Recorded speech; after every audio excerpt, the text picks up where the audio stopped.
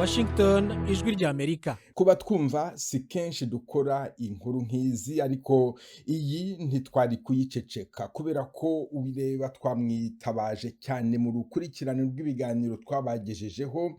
Ni Kapiteni Apollinaire Bikorimana witabye Imana ku itariki 21 z'ukwezi gushize kwa gatanu i Dakar muri Senegal. Arashyingurwa mu Rwanda kuri uyu wa kabiri. Umuhango wo kumusezeraho wabimburiwe n'igitambo cya misa cyabereye muri Kiliziya ya Mutagatifu Jean Bosco ku Kicukiro i Kigali. Kapiteni Bikorimana yamenyekanye cyane kubera uruhare yagize mu biganiro ijwi ry'Amerika yakoze kuri kudeta yo mu mwaka w'1973 yavanyeho ubutegetsi bwa Perezida Gregoire Kayibanda bugasimburwa n'ubwa Juvenal Habyarimana. Mu biganiro binyuranye ku ijwi ry'Amerika, Kapiteni Bikorimana yahamagariye abazi by'iyo kudeta kuvuga ukuri. Urupfu ruratungurana kandi hari abantu bakiriho numva bagombye kugira nk'ibintu basobanurira abanyarwanda. Ese bari abantu bari barirukamwe muri kiriya cy'amarisite mbere ya kudeta, bari abatutsi n'abanyenduga b'abanyeshuri bari barirukamwe mu mashuri, hari icyo bakoze kugira ngo basubizwe uburenganzira bwabo? Navuze ngo afite responsibility, ariko akagira icyo asobanura igihe akiriho.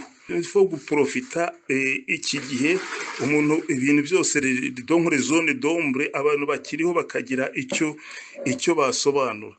Mu biganiro byacu kandi mwamenye ko Kapiteni Bikorimana yafunzwe mu mwaka w'1980 mu buryo butasobanutse neza. Yaje gukomorerwa amashyaka menshi, yongeye kwemerwa mu Rwanda mu mwaka w'1991.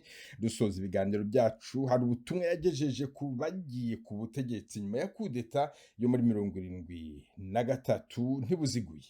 Kandi bajye bibuka nanone abo bose bakiriho n'ibyago byose byagwiriye abantu. Hari ikintu bazirikana ko Imana kugira ngo ibera abarinze nuko hari umugambi, hari ikibashakaho. Donc rero ntibagire ntuza bazitura ibintu, basobanura ibintu, bafite abana, bafite iki byose, bafite abavandimwe, bafite ntuza, hari no kwiyunga n'imitima yabo. Subona ko bari abantu n'amaraso bamenye basinzira. Ese ntibabona ko yafitiye akamaro ko kwiyunga n'Imana?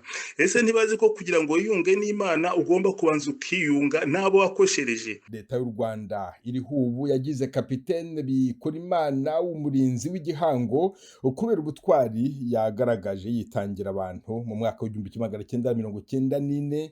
Asize umugore n'abana 4, umuhungu umwe n'abakobwa 3. Uwo muhungu akaba ari umusaseridoti mu muryango w'abamonaki ba Mutagatifu Benedicto.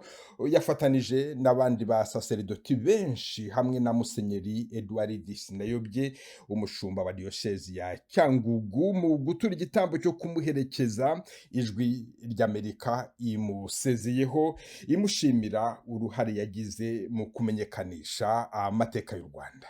Ijwi